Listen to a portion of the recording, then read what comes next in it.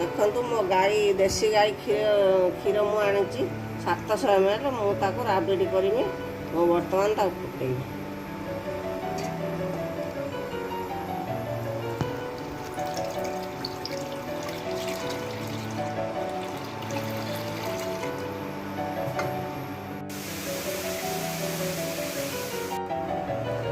क्षीर बर्तमान मरी आसिक 500 ग्राम कमीगला मु 3टा अढ़ाईश दे दूची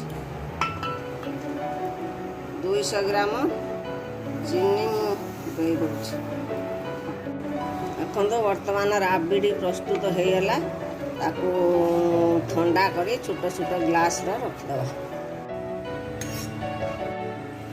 बर्तमान राबिडी हो गला मुझे छोट छोट ग्लास रखीदे फ्रिज घंटे 1.5 घंटा ताकू रखीदे। घंटे 1.5 घंटा पर फ्रिज रू काढ़ी खाइबा। दुकान राबिडी ठारू ये घर राबिडी निज गाईर क्षीर मुझे बहुत सुंदर लगे निजे घरे तैयारी करी खातु।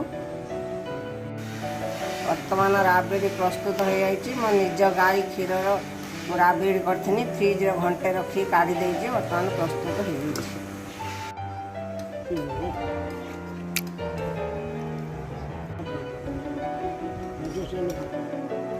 भल लगे राबिडी खूब भल खाया बहुत टेस्ट लगे राबिडी।